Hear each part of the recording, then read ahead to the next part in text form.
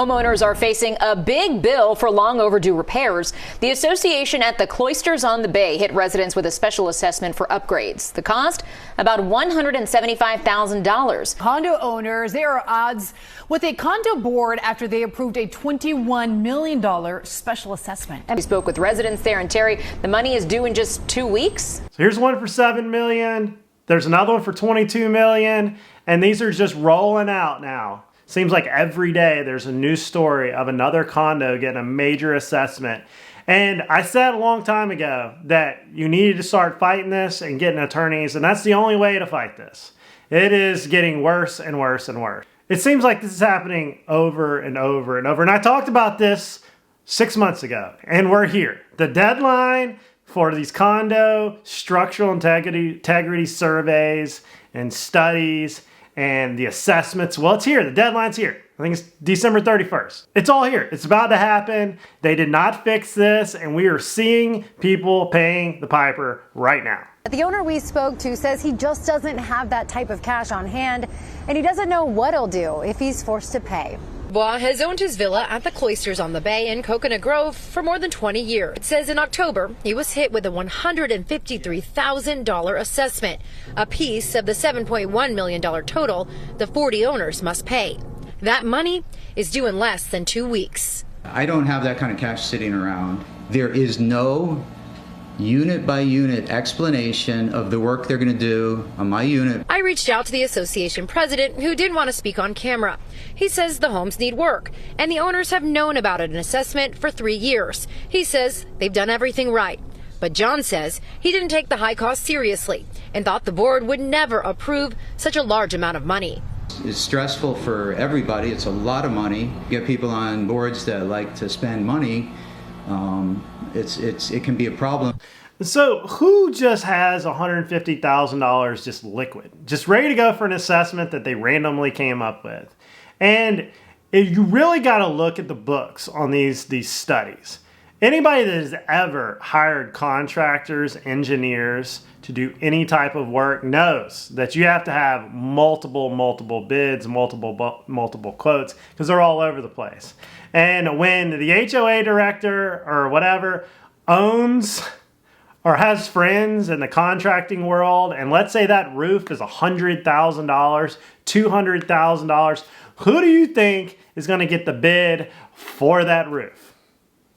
Ta-da! It's his buddy, okay? And let me tell you something about the contracting world. It's all word of mouth. Some of these large companies that could do these condos, there's only a handful of them. And we're seeing, I've seen 2 or 3 videos of HOA presidents going to jail for embezzlement, for fraud, for all these things that are going on with some of these condos. And this is all my opinion, but I am looking, I am reading, I'm studying it just like you are. I'm here to educate y'all on what you need to look at as a real estate agent here that sees this stuff all the time, that a lot of this is corrupt. And keep a real eye on the ball here. Out to an attorney who specializes in HOA and condo business. For challenging a special assessment, there's very limited options for a homeowner.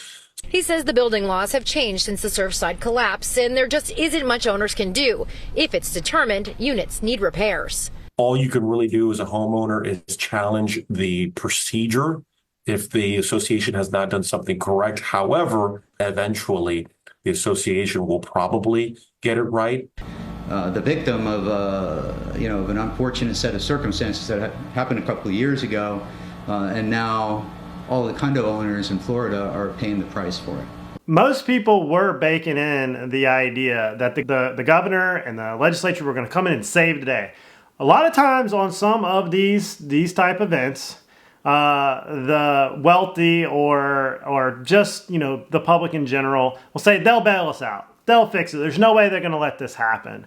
Well, it's looking like they're going to let this happen, okay? Because I thought Ron DeSantis was going to come in and ask the legislature to come in and have some type of period that they would allow you to just come in and fix a grace period that would extend you past the deadline. But it's not looking like that's going to happen. I've seen him say multiple statements recently, and the legislator said they're not coming back to fix this. So we've got a problem. And I guarantee you some of these insurance companies are going to start dropping these large HOAs, these large buildings, because, hey, you're past your deadline, you need fixes, and you ain't fixing it. And we're going to see one of the largest land grabs in history. I've said that for months, that these large corporations are going to come in and buy these condos, pennies on the dollar, or they're just going to get enough to have a super majority on the board, change the rules, crush the building, rebuild it better, bigger. And a lot of these government officials are fine with that because they know the property taxes will go up. There's a lot of things that can happen here. And concrete only lasts so long. These pipes, everything in these buildings lasts so long.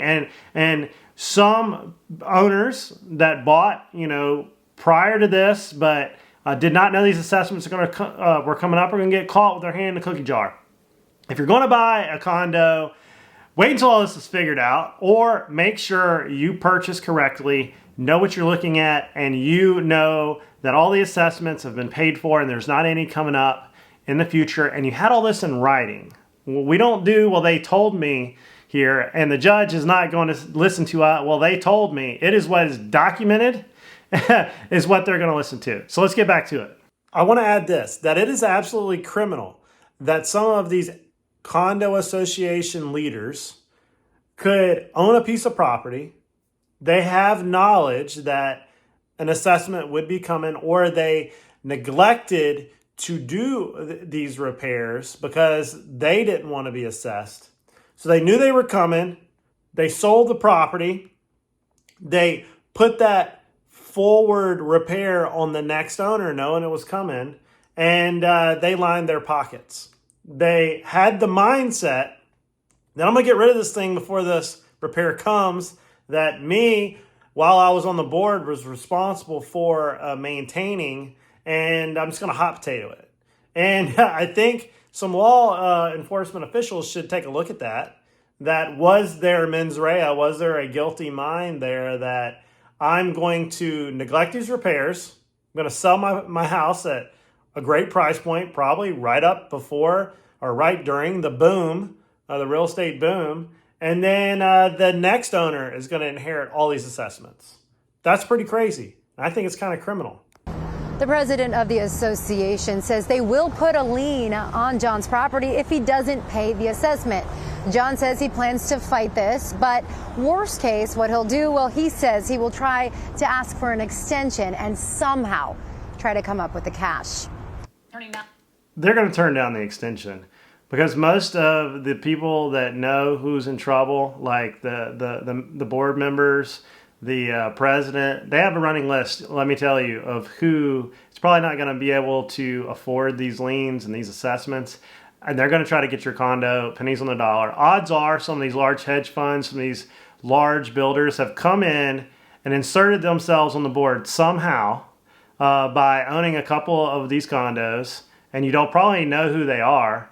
And they're just going to keep accumulating these properties discounted until they have enough votes to change the rules however they want and push the rest of them out.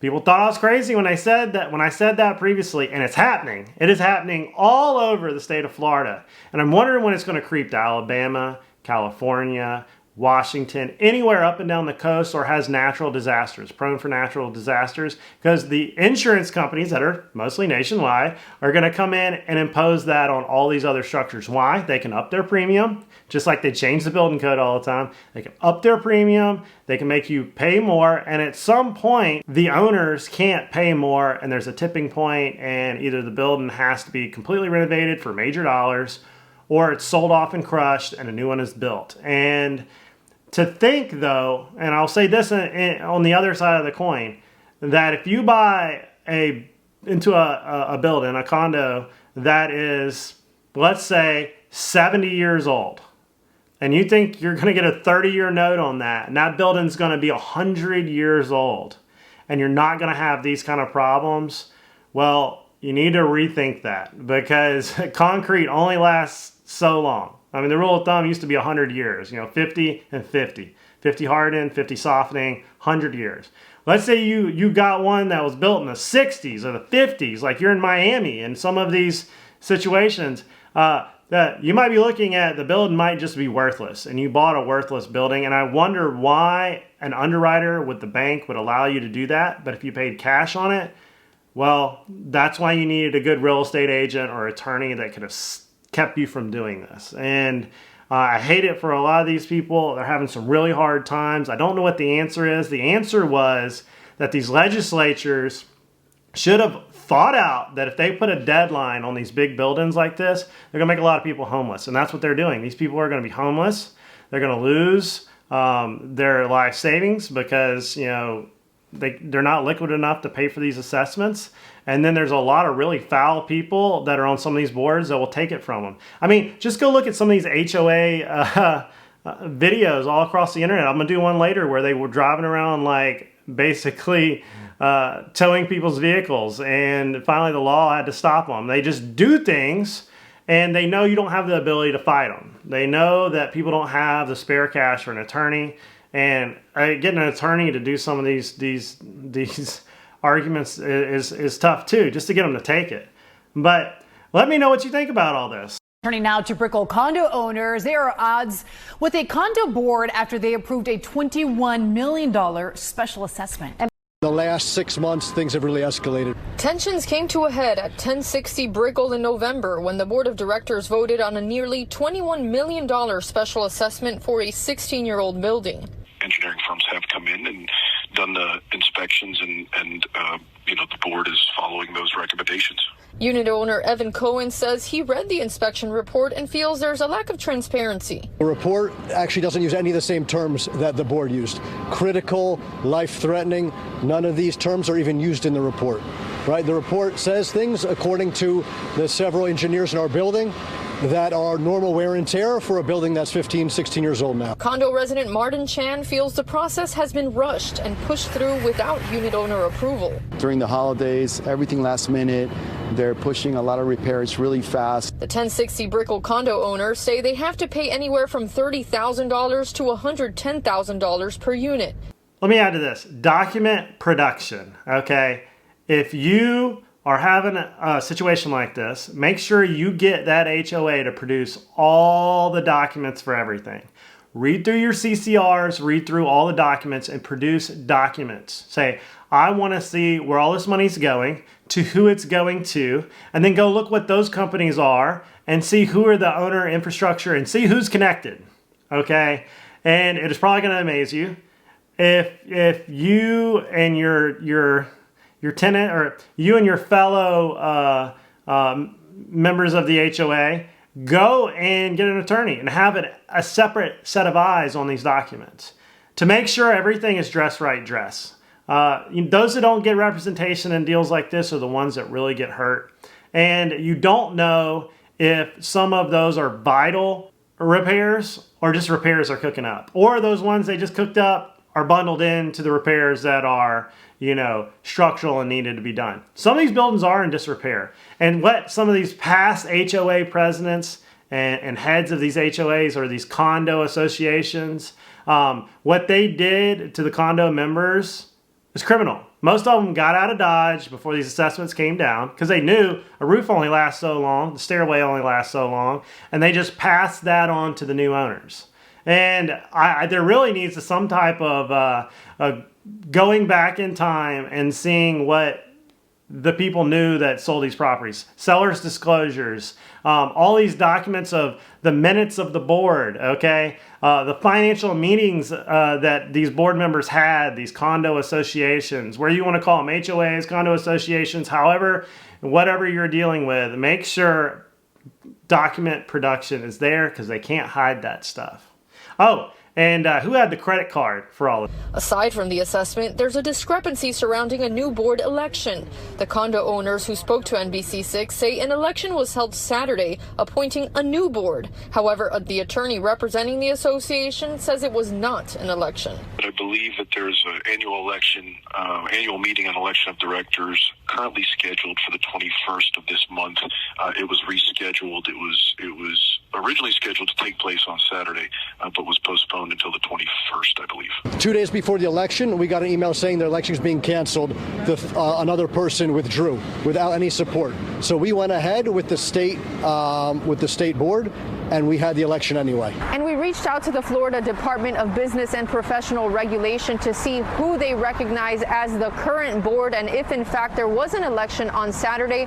We are awaiting their response. See, the special assessment was supposed to be, I think it was 30 years or older, 25 years or older if it was within like 3 miles of the coastline. Google this, I'm pretty sure I'm right. And now they're just kind of like throwing it to these younger buildings. They're just like, hey, this is our time to get everybody, or this is our time to do all this.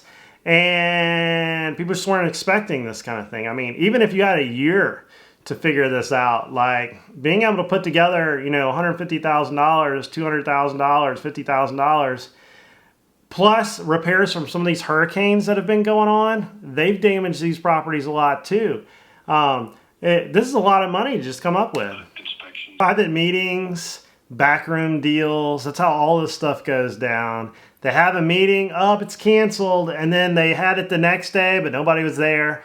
These are the things that get so frustrating about these HOAs, these condo associations, and that's why the government tried to come in and take away a lot of authority from them, because they were doing some really bad stuff. Their books weren't right. They didn't write anything down. They didn't budget for anything, and now you're having all these financial problems on these buildings, and you're going to have these big companies come in and buy these financially upside down buildings, and the people that are living there are going to have some really hard times. Now, let's say this. Trying to sell one of these right now is absolutely horrible. There is just thousands of them for sale. I was looking at the numbers last week of how many condos are going up for sale in the state of Florida, and it is baffling.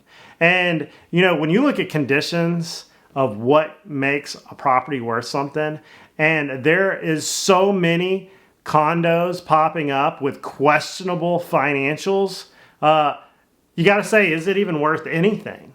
Okay, like let's say your condo's $400,000, and that there's an assessment in the works, or there's one on it. That condo is worth half, just my opinion. Because who's going to want to step into that to where all of a sudden they could get hit with another assessment? Another year down the road, another assessment. These are like landmines. And if you go to buy one, make sure you know all the documents. You request all the documents, all the CCRs, all the things that you possibly can in your due diligence before you buy one. Like, this is wild. And a lot of people have attacked me for these videos, but old Jack has been right, okay?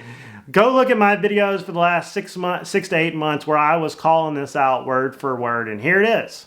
And I hope the legislature comes in and fixes it, because they caused the problem. Come in and fix it. Good luck with fixing it, because they allowed it to run too far. Okay. But in conclusion, if you happen to want to sell, buy anything in the state of Florida in real estate, my email is down below. I'll be happy to help you. And if I can't, I'll find somebody that can. My goal for this video was to educate you on what's going on. It's more of an update of what's going on in the condo market, because this could really, really hurt some people. I've heard from a lot of people where they're staring at hundreds of thousands of dollars in assessments. And I hope this will give you, get you a step ahead of what's going on, and maybe get out of that condo and go to an actual house that you can control, and an HOA that's civil, or one with no HOA. But that's really hard on the beach. Well, anyways, comment down below what you think. I want to know what you think. Good, bad, up, down, left, right. And I'll see you guys on the next video. Don't forget to like and subscribe.